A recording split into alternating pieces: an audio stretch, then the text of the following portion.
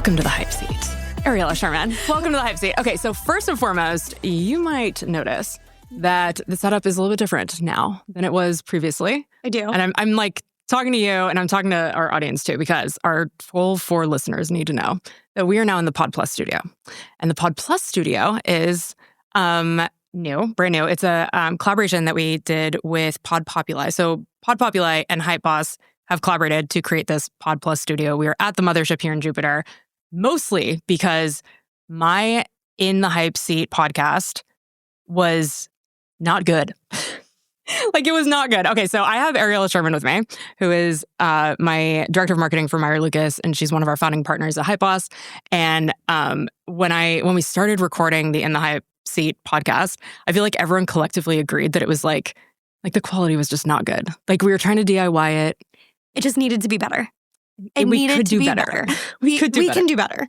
So we have this studio here at the mothership, and we realized that we needed to outsource it. So long story short, we have this Pod Plus studio now, and that's where we're recording. Love it. Right? I'm so excited. I'm questioning whether or not I pressed all the buttons correctly. So it might actually not be recording, and this just might be a wash. And if it is, test.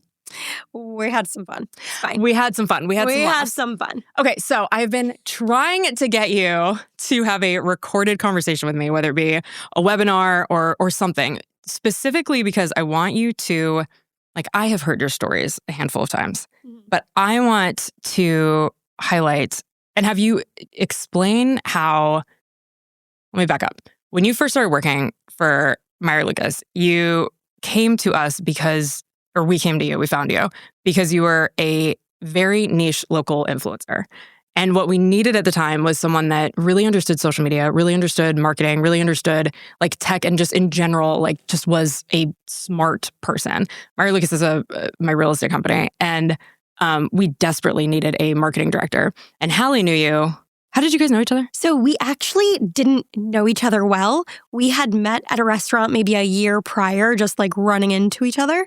And then that night that I met her, we were at a dinner. It was 4 or 5 of us at a table, and we just started talking and connected. And she's like, wait, you're really smart. I really think you'd be good at this job. And I had just quit my job. I was like, oh, I just quit my job. You know what? I'm not really sure what I'm going to do next, but it'll be fine. And Hallie's like, I think you should work for Holly Meyer Lucas. And I think we met maybe a few days later. It's so funny. Yeah. It's so funny because she basically told me that we were hiring you. It was no question. And I was like, listen, I trust your judgment. Because I don't want to say that we were so desperate at that point because it implies that we were taking anyone. We were. Let's be real. And I will be honest, we had kissed a bunch of frogs at that point. Hiring marketing help is probably, I think, the hardest thing to do in the 21st century. Because first of all, everyone thinks that they're a marketing person. Secondly, everyone thinks that they're a social media person. And I think the thing that you're so uniquely good at is you're just really freaking smart. And you're so techy. And you're so dialed into digital marketing, which is really what a marketing director needs to be dialed into. I think it's really, I wouldn't say rare, but finding the skill set for someone to run the marketing department of a real estate business and brand is really, really hard. Anyway, you jumped in, you crushed it, all the things. Our Meyer Lucas would not be where it is without you. And then we flew a little close to the sun and launched Hype Boss, which is our PR creative agency marketing platform. And you've been instrumental in that. Thank you. Yeah, I literally don't know what I would do without you. And which is ironic because this is also your last week. This is literally my last drama. It's going to be the most disjointed podcast of all Holly time. doesn't actually believe I'm leaving. She has not told anyone. Actually, the team does not know because Holly has just put in the back of her head that it's not actually happening. This is true. I hate to admit to her that it's happening. This is true. Okay, so Ariella is So leaving when you us. watch this episode, guess what? I will no longer be here. She will be on the job market, which is literally devastating for me. Well, not really. Not really. You're taking a step back, right? Taking a step back. That's, yeah. In your words, what are you doing? I am helping my family. That's fair. That's all I got. That's fair. And planning a wedding. That's miserable. Yeah. You know. I think you should also, I really think you should be going. So jokes aside, Ariella has given me at least 6 weeks. I don't know how long. You gave me 6 formal weeks. I give you And then- 5 formal weeks. But then before that, when did you tell me initially that you wanted to take a step back? 3 weeks before that, I think. Yeah, I think it was So longer than that. it's been like 2, like 8 Okay, so weeks. basically, Ariella is like my right hand, my ride or die. And she comes to me. So with literally like 3 different companies. And comes to me and is like, hey, I need to take a step back. You have some stuff going on with my family. Recently engaged. I'm planning a wedding. I need to take a step back. And I go, cool, we'll deal. And then did not adjust her job whatsoever. And I wanted to. Not that I didn't want to, but I feel like we couldn't make you taking a step back work. Is that fair? Yeah. I feel like you also It's just like I'm involved in everything, and then I'm also the person that's like, I'll do it because I'm like, if I see it needs to be done, I'm just gonna do it. Yeah. So I think if you own a business or if you're that person in an organization and like you're listening to this, like I would hope that your leader makes you feel valuable. And if you have someone, it's literally gonna make me cry. Sorry. If you have someone that works for you that's like that, like hold on to them for dear life because I truly don't know what I'm gonna do without you. Like I really don't know what I'm gonna do without you. But I totally respect that you. So anyway, fast forward a couple of weeks, which I think it was actually a couple months, and Ariella is like, okay, so like I am actually leaving. And we had like a formal like, this is now my 6 weeks. Literally, this girl gave me 6 weeks. Like, can you even ask for like a better like employee? And in that 6 weeks, I've done exactly nothing to prepare for your departure. Except for that I know. Put off. I kind of expected it, to be honest. I was like, there's no way. I was like, I know she says she's going to figure it out, but like she will after I'm gone. It's not entirely true. It's not entirely true. I have prepared. We're ready. We've hired a bunch of people. Yes. I haven't emotionally prepared. I keep thinking that this day is going to come. So today is going to come and you're going to be like, okay, just kidding. Like I'm not actually leaving. You're going to be waiting a little while longer. The thing that's so annoying too is how much I love Ian. So your fiance, soon to be husband, is the freaking best. And if I was you, I would ride off into the sunset with him too. And let's hope. I need him to win the lotto so we can. That too. That would be great. Why the fuck would you work here if you could not? Anyway, okay. So going back to how this is totally disjointed, but I don't care. Going back to how you started here. So I've been wanting you to do a webinar, podcast, something. And of course, like your last day, I'm like, all right. You're like, here we'll record now. You're here at the office? Oh, just come on in. We'll record now in the Brady studio. Can I just say, every time, without fail, it doesn't matter. She knows. Holly knows. I hate being on camera. I hate being in the video. I hate being all the photos. But she tells me every single time, I will not have to be in the video. I will not have to be on the camera. I will not have to be in the photos. And every time there is a photo shoot, I always prepare to have on makeup and have another outfit available because you already know she's going to make me be in it. Whether I want to or not, it does not matter. You're so good. You're so good on camera. You're so good on camera. That's why. It's just there. So I'm like, okay, I'm already like mentally prepared. I remember when you first started, we were doing a community highlight video in Evergreen. And we had the whole thing planned out and like plotted out. And the videographer that we were working with, which is actually one of the reasons why we launched Pod Plus, and our like kind of video production platform situation, because the videographer we were working with like ended up not following our directions. So we couldn't end up using the video because it was so disjointed. But I was like, no, you're not going to need to be in it. Also, we need you in it. We need you in it. Like that was, I think, my first time ever, like with this, I think it was in the first like month or two of me working at the company. And I'm like, wait, I have to be in this video. Like, I don't even have makeup on. Like what? Okay. So okay, I got it. Sure. My favorite thing about, so the last 2 years have been a whirlwind with launching Hype Boss, which is our creative agency, PR company, social media management platform, whatever Hype Boss is, that like doesn't do it justice, but it's basically like a marketing company essentially. Mm-hmm. And my favorite thing has been building that with you because I feel like it has been like your expertise has been fully amplified. Like I think the real estate company, like you did an incredible job being our marketing director there. Like, I mean, like I just said, I don't know what I would have done without you.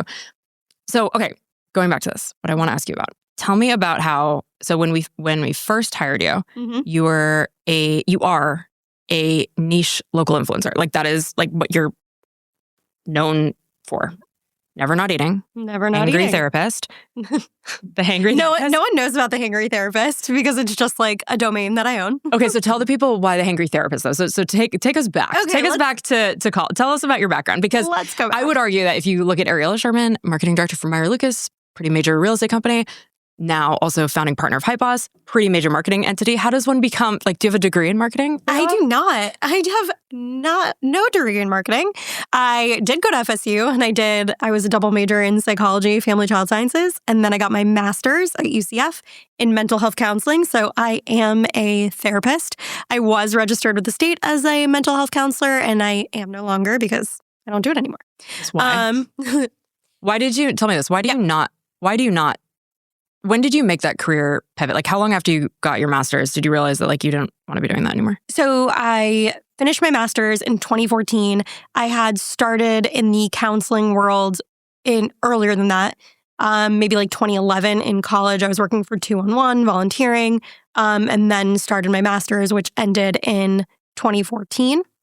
And I was a therapist. I worked with kids and adolescents, trauma, substance abuse. Like, I loved counseling and I loved doing it.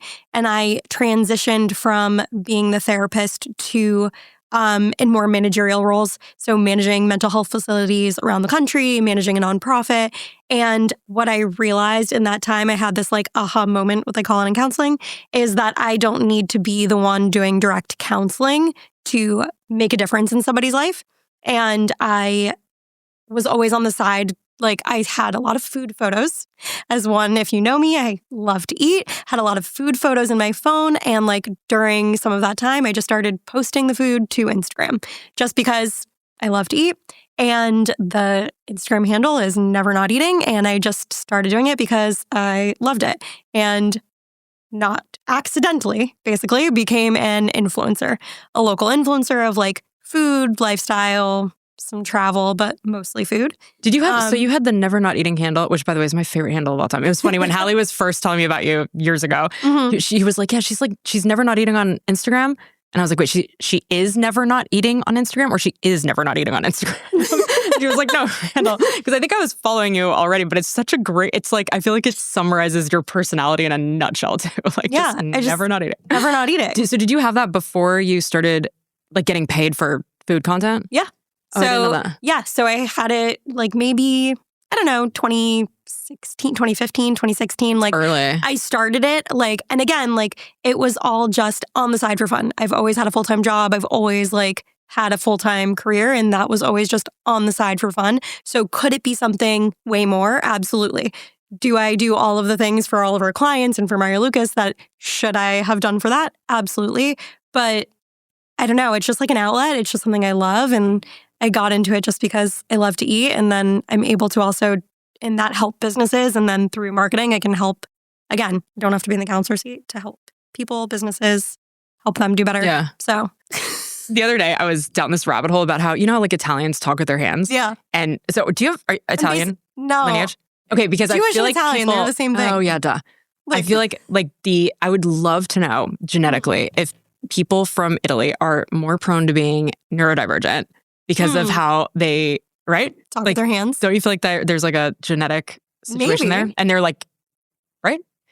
Potentially. Anyway, going back to what you were saying about how, I love how you like downplay shit. You're like, well, no, it was fun on the side. Like, okay, so full disclosure, like she gets paid a very decent amount of money to go to, so take us through that. So because I think there's such, I've been obsessed with this forever. Not for me personally, like, as you know, like as people might not know, I am very not into the foodie scene, if you will. I think COVID messed up my taste buds, like legitimately messed up my taste buds. And I infamously love chilies. So this is fascinating for me as an outsider. But establishing yourself as a local influencer using the food and beverage space is actually, and I'm not downplaying what you have created, I'm more like leaning into it, that it is actually fairly quote unquote easy to do, right? Like restaurants want you to take us through like the playbook of like, if I wanted to become a local influencer, like a niche local influencer, what would I do? Start posting, right? So the first part of this is posting, but also, again, I know it's overused. We all say it all the time, but like, be authentic. What are you interested in? Are you interested in food? You specifically are interested in Chili's. So like, where would you go? Like, you should go to the local Chili's. Actually, someone I know from someone I went to school with, his handle is Respect the Chain, and he started straight up with chain restaurants. He liked chain restaurants. Yes. I love this. It's great. He's huge on TikTok. His name is Sam. He like started out specifically for chain restaurants, and he's grown like tremendously because that's what's authentic to him.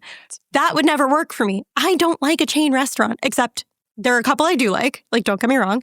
Give me Taco Bell.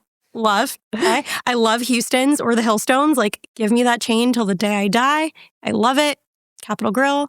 But again, I'm not a chain girly. Like, I like a hole in the wall. I like anything from like hole in the wall barbecue to Michelin star, but like, I don't want a Chili's. Like, so like I just I feel like we're also like disrespect to Chili's. I feel like I'm also like very much pigeonholing myself into like that I'd like to, I don't know. I can get freaky with a sophisticated meal. I think there's also a defense mechanism there of like being a child of the recession and like not. I remember the first time that so when my husband got called up to the big leagues, we were in Miami, and I remember we went to Prime. What is it? Prime 112 in Miami. Yeah. And I remember us sitting there and like looking at the menu and being like, we can afford everything.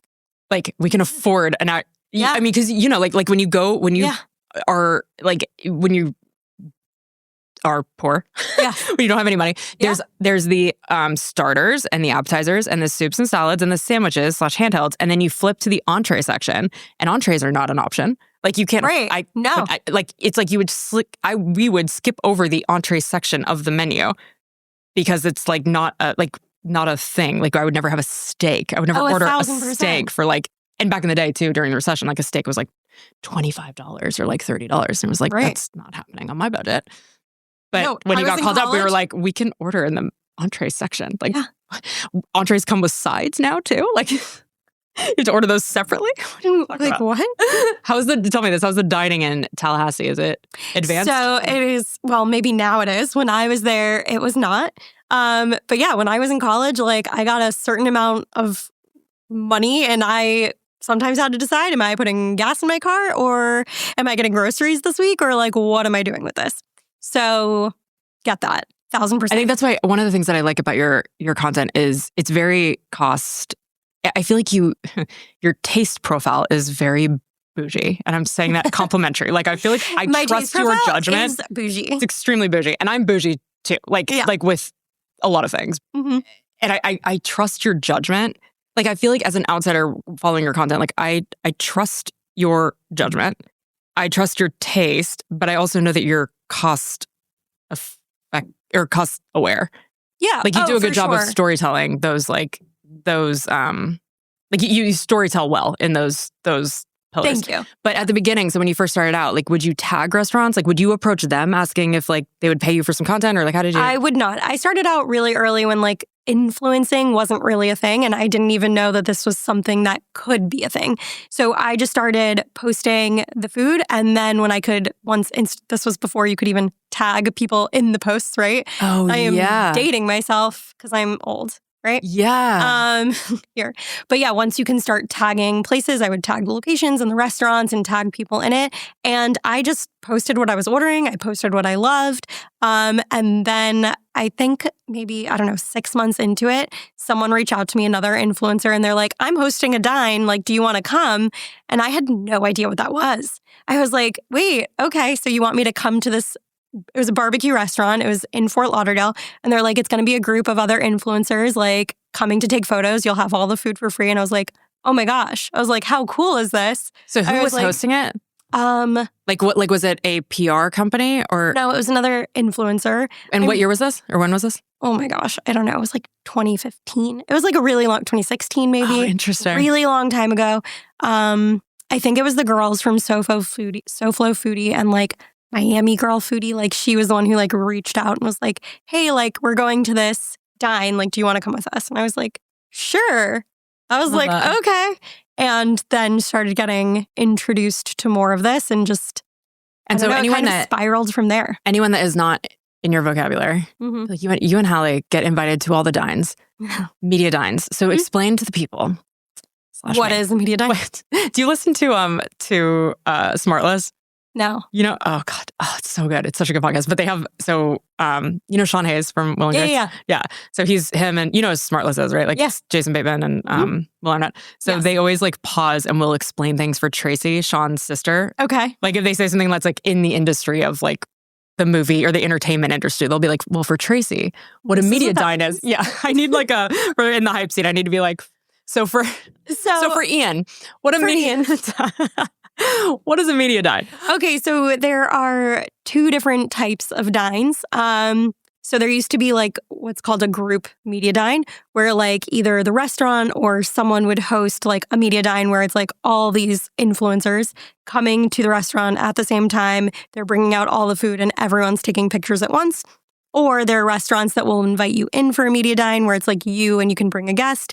Two of you can go eat at the restaurant, order whatever you want, and take the photos. And do they do that like when the place is opening? Like is that like a soft launch as part of the so it depends. So yes. So when restaurants open, they'll have people come in like beforehand to like hype up the restaurant, tell people it's opening, tell people how great the food is. There's also times where it's already been open. Maybe they want more social media traction.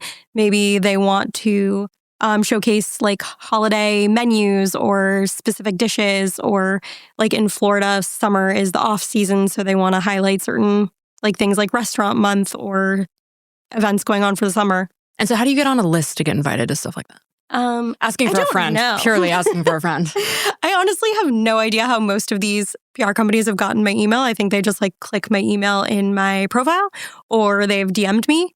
So I have a lot of DMs, a lot of emails. If I haven't answered recently, I'm so sorry because my emails... She's been a little busy quitting my company here. Basically, I've been working like a slave for years. And I haven't been able to... Never not eating his back. She's available. I'm available, so I'll answer all your emails that are 3 years old. Do you get paid for... Do you get paid to go to media dines? So no and yes. So there are some restaurants that have budgets to bring people in.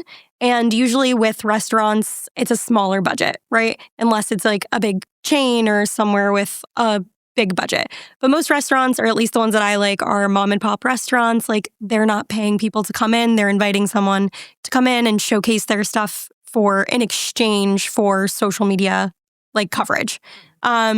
Usually where like brand deals and things like that come in, it's like with bigger brands like Oreo or Land O'Lakes or like... Talk about the Land O'Lakes, the butter collab you did. I feel like you like came to the office. I did it for their queso. Oh yeah, that's right. Yes, yeah. But no, they reached out. It was a PR company that reached out to me. I feel like I've reaped the benefits. Oh yeah, of Delivery Dudes. I forgot about that one. Yeah, you had a bunch of them. I've had a lot. That's like how you get paid. And I don't even don't even use my social media as an example. There are so many others that are so much better. And again, because you need consistency, you need to be authentic and like what you enjoy, and also what works for the audience, right? So I can think of like specifically 2 different influencers in the food space where like they were doing a lot of different things. They found a video that did really well. They kept doing it. And now they have increased their follower count from 10,000 to over 100,000. Yeah. There's one who has millions. The one who has millions has, or I wouldn't say millions, maybe like 500,000 followers. They've been doing it a lot longer and a lot more consistently. The one who I know is now over 100,000, really recent, and it happened overnight. But again, figured out what worked, kept doing it, was consistent, and it aligned with who they are.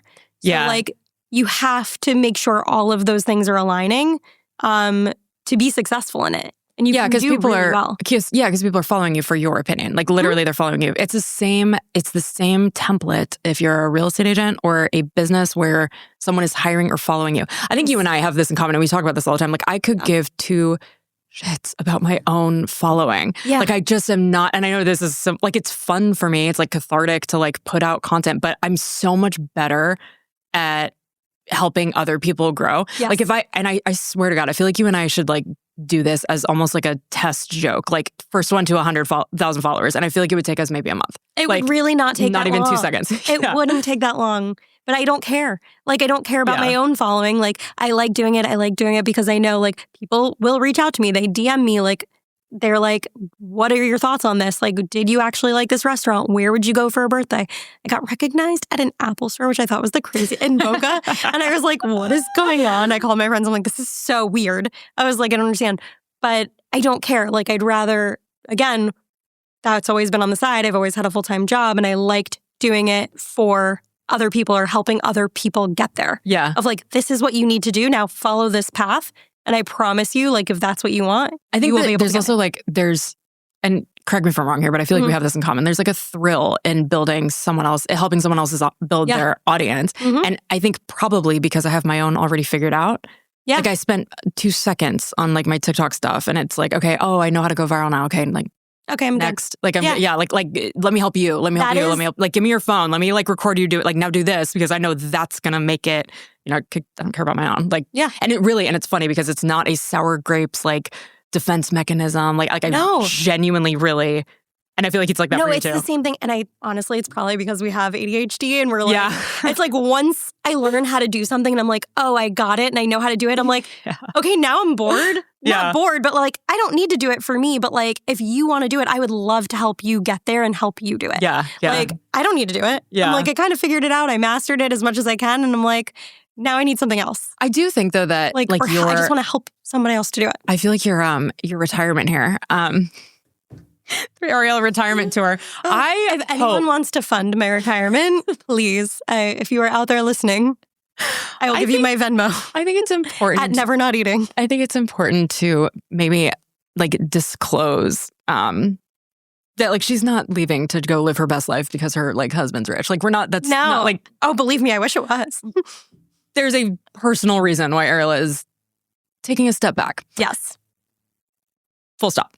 But I do think that in your retirement, with air quotes around it, I do hope that you find, like, I genuinely feel like you should find the passion for it again, because I do think you're such a good, like, I think when you're in your element with like enjoying food and I feel like you enjoy food and like the art of food, but I think you also, like, you're really good at telling the story of the art of hospitality.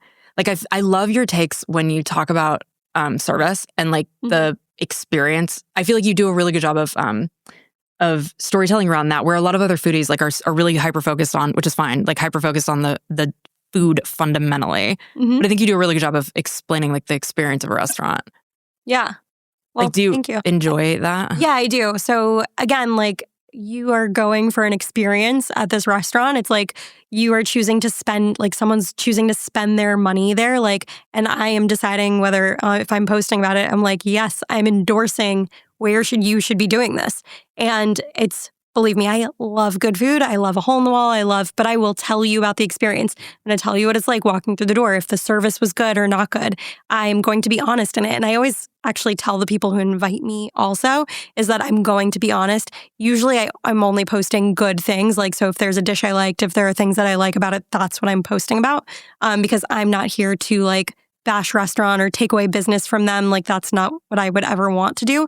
But I do want to be honest and transparent in what I liked about something, what I didn't like, and tell the story about just, again, the entire experience. Like, if you're going out for a date night, if you want to go out with the girls for a drink, like, where's the best place to do that? Like, where you're going to enjoy the drinks, you're going to enjoy the food, you're going to have good service, you're not going to just be sitting there waiting for no one to come back to the table. Do you feel like there was a responsibility, or do you feel like there's a responsibility if you have an awful experience to share that with your audience? I do to some extent, and I have. There have been 2 separate occasions. That's only 2 in the years that I've had my platform. is there is this one restaurant in Delray and I live in Delray. Name them. I didn't tag the restaurant. I didn't say the name. It was awful. Like the service, terrible. The food, was this recently? This was maybe like 3-4 years ago at this point. Awful. And I did story tell about it, and I was like, wait, where was it? Mouth it to me. I don't think you'd know it. Oh. It's called Chili's? It's called Chili's. No. I don't think you'd know it. We can bleep this out. It's called... Oh, okay. It's like this little place on the corner in Delray. You have no idea where this is. You've never heard of it. No, I haven't. And... Did it seem like I did, though? Like I'm in the know? No, I know you. I'm like, you're just going to say yes, and I know you don't know it, so I'm just going to like keep going. It's fine. Don't leave me. Carry on. But it was literally awful from the service. Wait, so what did you say on your feed? Like, I was literally like, there is this restaurant in Delray. I was like, this is the worst experience I've had in a restaurant, I think, in years. I was like, I do not like to talk badly about a restaurant, but if you are in the area, this is not something I would recommend. Here are my list of restaurants in Delray to go to. Go for it. Like, yeah. Good for you. That was just because of how awful it was. Do your foodie compadres, because you have a pretty big circle, like a sphere of foodies, right? Like, yeah. Like how many would you say in South Florida, which is, I will include 3 counties. So like Broward, Miami-Dade, and Palm Beach County. How many like mainstay food bloggers are there? Yeah. Oh my gosh, there's so many, and new ones are popping up every single day. And would you say that there's still opportunity for everyone? Like, I feel like it's such a... No. This is why I was saying it's an easy, and I'm putting such air quotes around easy, because everything is hard. Like, everything is hard. Of course. It's hard to do. But if you're consistent, if you're authentic to what you like and the content, if you see what's working, like if you're looking at the algorithm and see what's working, like you can understand like what people like and how you can make it authentic to you in places that you like. So among your food bloggers, though, do you guys talk about that kind of like? First of all, does anyone roast restaurants like where they will give an honest opinion like that? No, or is it like no one that I know. Like, will you then shoot yourself in the foot from being like invited? I think it also depends how you're doing it. Also, like I will now also go to a lot of restaurants and post stuff whether they invite me or not. And again, it depends on if I like it, because if I genuinely like the experience, I want to share it with people. Where some, and you'll know or may not know who they are when they're posting, is like they're posting it because they were invited, they were getting paid, and that's it. Some of them do really well, some of them don't. But do you have to disclose that? Do you feel like you should? I think it should be disclosed if you're invited. I do. Mm-hmm. Like, I don't know if I actually have necessarily all the time. I feel like the disclosure around influence is overdone.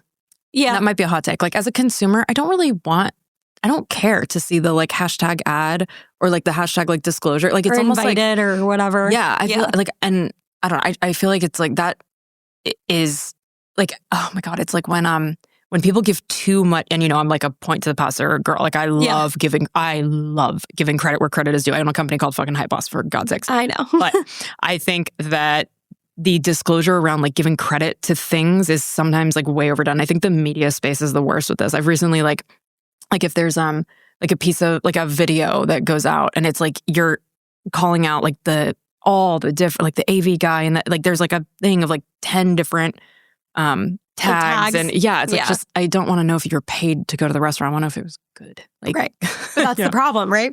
Is like if they're getting paid, they're going to post it no matter what. Yeah. But would you like, or would the good food bloggers, like would they still, like your sphere of people, like are there? I think there are some that would and some that wouldn't. I choose to associate myself with the ones that wouldn't post it just because they're getting paid. Yeah. But there are definitely people that do it. I'm just trying to stir the pot here. It's fine. Just trying to create some drama for you. But I think it's funny because a lot of people that I know that were always big and have gotten a lot bigger have pivoted actually, especially since COVID. So again, it was a lot of restaurant content, and you'll still see a lot of restaurant content, but there was a lot of people doing restaurant content that pivoted to cooking, to learning how to cook, to working with brands that you can use at home, where they're being paid by the brand, which is actually better for their like personal brand and for their to make money. Yeah. Like in all Yeah, honesty. Land O'Lakes queso. Land O'Lakes queso. We loved that week at the office. Like all we were eating was Land O'Lakes queso. Yeah. Or when we have delivery dudes and we can get any restaurant and delivery dudes is paying for it. It's nice. Yeah, that was awesome. That was good content from the That was good. Yeah. Yeah. Yeah, it was really good. If you are so those opportunities, how did they like getting kind of in the weeds with that, and then I'll leave you alone about it. But if you are trying to make a living doing this, do those deals come to you like delivery dudes so do you grow, is the playbook like you grow your account to a point where then the brands are coming to you? Or is there like, and I'm asking because if you're an influencer in the like on the where you, food influencing is so interesting because it's so hyper local. Like you can only go to the restaurants where you can drive to unless you're like Anthony Bourdain or like you're able to, you want to be like a national food blogger or international food blogger, right? Yes. But typically it's so quote unquote easy because there's so many options to influence in your local market, right? Yeah. So, and you're not adding yourself to like Impact or like one of those like third party influence aggregators that like that where brands can come and find you. Right. So to get the big brand deals like delivery dudes, are you putting yourself on those third party like aggregators? You know what I'm talking about? Like those third party. Impact is one of them. What are the other ones? There's a few. I honestly like CJ can't remember the names of them at the moment. I can find out if you want. They're in my email. Yeah. But yes, I have been on some of those. A lot of them because again, like I've always had the full-time job. Like that's never been like my full-time goal that was never my goal to become an actual influencer. Is all the ones that I've had have been where they've reached out to me. And that if you want it to be a career and you want to do this for a living, not only should you be, of course, taking those, but you should also be pitching yourself to brands that align with you, to restaurants, to hotels, to airlines, to anything like that. Pitch yourself to them. The worst that can happen is they say no. If you start gaining traction, like get a manager, like get someone who's done it and built it before and like has other clients and like they'll bring you to the next level. Like if that's really what you want to do, like follow those things. Like have any of your food blogger friends, do they have agents? Yeah. They have managers or like a team or like things like that where like they're helping them get gigs. I know like one person who doesn't want to do that because they don't want to give a percentage of what they'll earn to the manager. Yeah. But also you'll get more business from that. So it really just depends on how big you want to grow, like what space you're in, like what your experience level is in. Yeah. So what do you think? So first of all, Never Not Eating is open for business if you want to pay her to come eat your food. And give it back. She's back, baby. Except I am supposed to be getting married in October, so I'm trying to eat less. So if you want to sponsor her wedding. No, seriously. But actually. If you're in the Four Seasons now. Do you have to use their your wedding venue? Do we have to use their cake? So it's funny because what can people sponsor at the Ariella Ian wedding? So it's really funny. So and by the way, this was not planned. This is not planted, but I love this for you. There is a woman, her name is Sabrina. I am obsessed with her. I love her. And like we started DMing through Instagram just because of my content and she makes cakes in South Florida. She's in Fort Lauderdale. She is the best. If you need a cake, please go see her if you're in Fort Lauderdale. How do you spell Rena? Sabrina. Oh, it's Sabrina. Oh, no, with an S. Oh, Sabrina. Yeah, Sabrina. Like Sabrina the Teenage Witch. Got it. Okay. Yeah, like that. So we had been messaging and she was like, hey, listen, like I've made desserts. I think this was even during COVID potentially. She's like, come grab some. I want you to taste everything that I've been making. And they were to die for. I posted about it. Like she's great. And then we ended up where I was getting a cake from her for my birthday. I want to say at this point, like 4 or 5 years ago. This cake was amazing. I had a birthday party, like a small thing with a few of my girlfriends. They all tasted it. Sorry. Where they all tasted it. They all loved the cake. Every single one of them has now gotten birthday cakes, baby shower cakes, gender reveal cakes, kids' birthday party, like cakes, and desserts all from her. And I literally reached out to her. I was like, hey, I'm getting married. I need you to make my cake. And like, I will be buying my wedding cake from her. I'm not asking for a free cake from her. I literally just genuinely love her cake. I am supposed to be getting married in the Fort Lauderdale area. Hopefully that still happens. TBD, that was drama today. Put a pin in that. So TBD. But cake if is it's figured still out. getting married in Fort Lauderdale, I will still be using her for my cake. She's wonderful. I think it's so fascinating how influence, like micro nano influence works. Like you just described a situation where your friends have now purchased and ordered my cakes God. because Yes. you found this person, you love this person. Like that is like the hype girl mentality and the influencer, like harnessing your influence and helping a business, whether she paid you or not, like is irrelevant. The power of influence though is what is so interesting. So paying for that exposure is like, if you're a small business, I think and here's the thing, if you're a small business and you have a great product, there are a lot of small businesses and a lot of businesses that don't have a great product. Mhm. And I'm saying that kind of gently because a lot of businesses fulfill the need of speed or of Correct. geography. Like there are a lot of like HVAC companies, for example, that just are the only HVAC company in Des Moines, Iowa. So they have all the business. So it's like, you don't really need to pay, because it's whatever. But anyway, if you have a great product, I think leveraging influencers is such a smart thing to do. Did she give you promo? Did she give you anything besides the initial? No. Like, so when the you had initial desserts and cake, the yes. Since then, no. Yeah. And so her output as a business, so she spent money on the initial like outreach to you and other influencers. And then that resulted in, right? Yeah. And that resulted in, I tasted the cake and I was like, I tasted originally her first dessert and I was like, this is fantastic. I was like, these are some of the best desserts I've ever tasted. She actually won one of the like food shows on Netflix, one of the cake shows on Netflix. Oh, cool. It was a Christmas one. And then she went back on another show more recently. I don't know. I tasted her desserts. They were fantastic. I was like, wow, like everyone needs to eat these. And then the cake, and then other people tried the cake again at the birthday. And I was like, it's going to be reasonably priced. She makes a great product. It's super detailed, but it also tastes great. I was like, I don't think you can do better. I was like, this is what's great in Fort Lauderdale. Like, I love that. If you are in this area, like use this person. And every single one of my friends has now ordered at least 2 to 3 cakes from her. Oh, I love it. That's so cool. Tell me this, and then I will let you go. Said that now 5 times. It's okay. As someone who was devastating, a marketing director for a fairly high profile brand, local brand, unique local brand. What do you think? And as someone who made yourself so valuable from jump, what do you think? So as a marketing director in 2021, 22, 20, like where there's so many platforms, there's so many things, like marketing is such a big thing in 2025. Like it's funny, like I see these job posts all the time because I have this like, I have like a guilty pleasure of like getting job posts for marketing things so I can see like what the Fortune 500 companies are demanding of their teams now. I will say, I think Fortune 500 companies have it figured out where they know that like marketing, advertising, branding, social media are different roles. Yeah. But as a small business, you can't afford that. Like you can't afford to have all of those different roles. So you have people that wear many hats until you can afford to add someone. That's in my opinion, the best way to do it. Like find someone that can do it all and then immediately give them help when you can afford it and then immediately give them help when you can afford it and whatever. So what do you think made you so good at being a marketing director and like a jacket of all trades?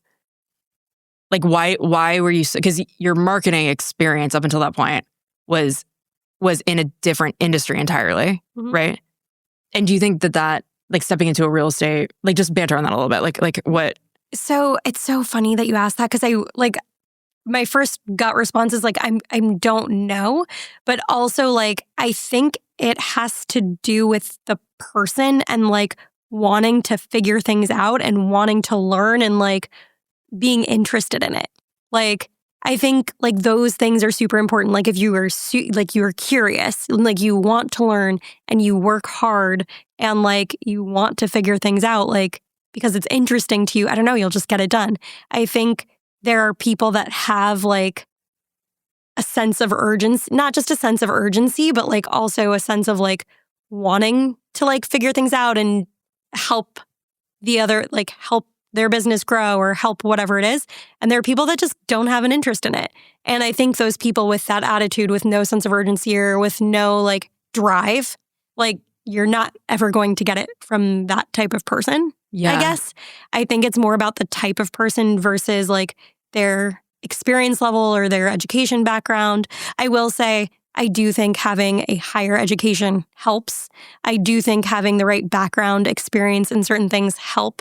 But again, it's all about like the drive, the grittiness, the like, like the hustle. On Like the we talk about the balledness. hustle muscle. Yeah, like being Yeah. on the ball and like if you don't know it, figuring it out instead of just being like, I don't know. Yeah. Like there's a difference in like, okay, I don't know this, but I want to know and I'm going to figure this out or I'm going to ask the questions to figure it out versus like, I don't know, I'm washing my hands of it.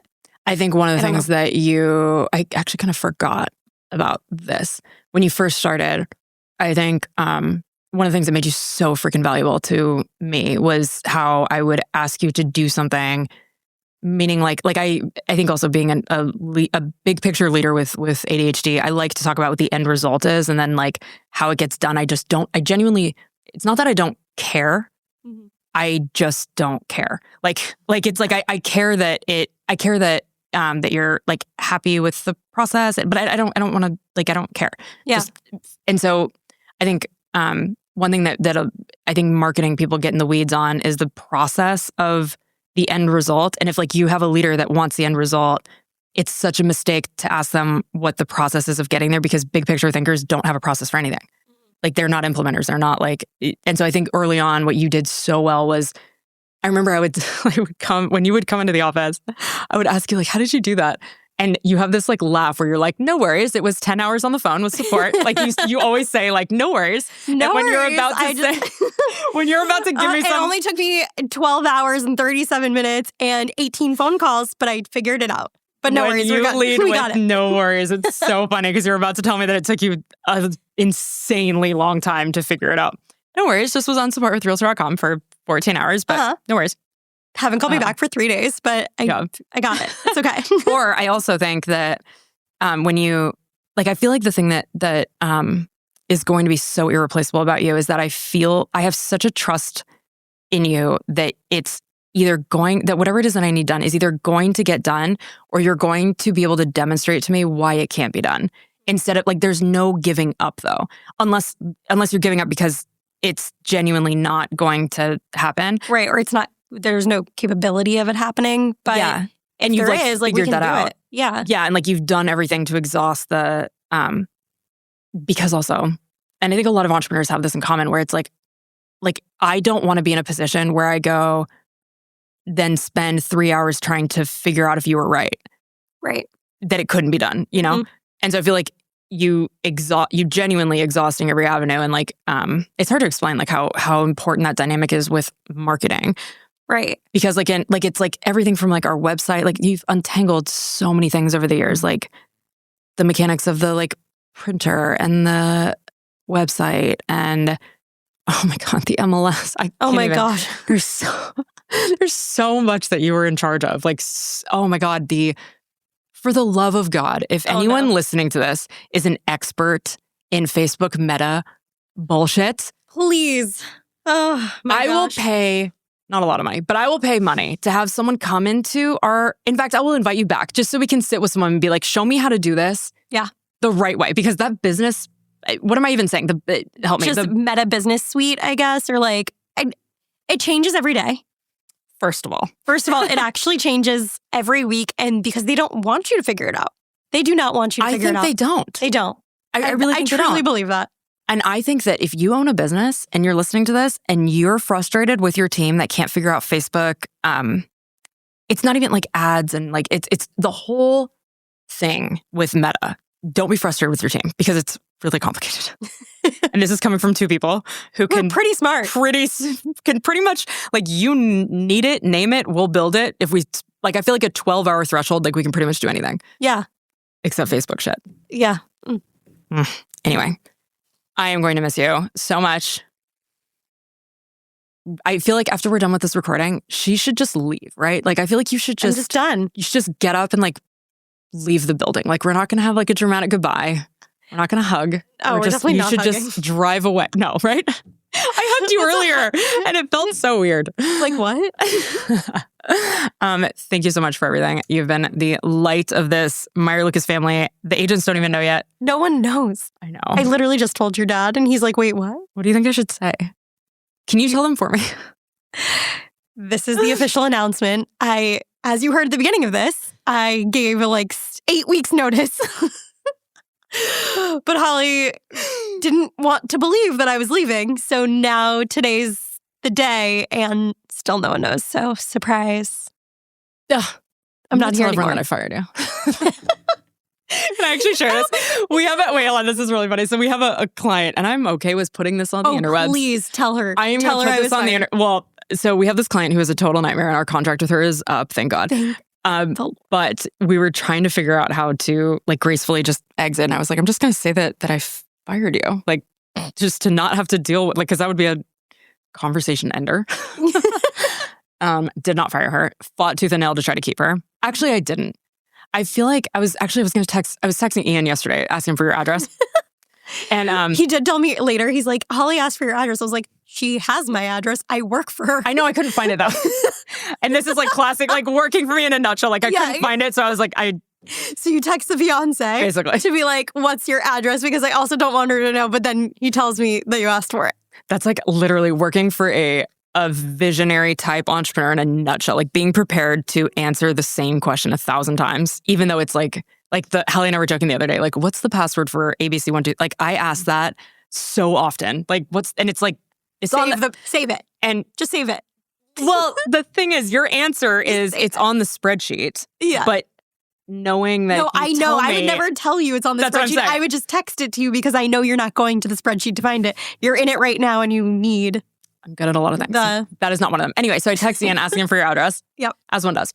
And where was I headed with this? Oh, I almost so I was firing me? No.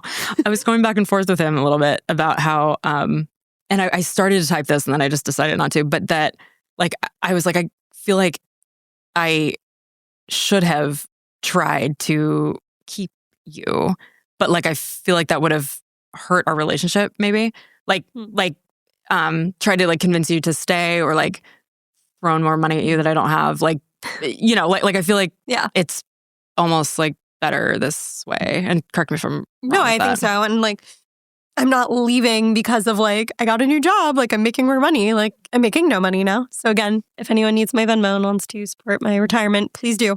Buy Ariella a drink. I love it. Anyway, you know that what's the movie where she's like, what do you mean he wants to buy me a drink? Can he buy me mozzarella sticks? I love that so much. I would much rather have the mozzarella sticks. I don't need the drink. I already have one. While we're at it, I would Manolo Blahniks for you, not mozzarella sticks. Yes. Let's aim higher. Yes. Did you? Oh wait. Okay. So final thoughts though. Yeah. Did you see the Buchan? Oh my God, I'm obsessed with this.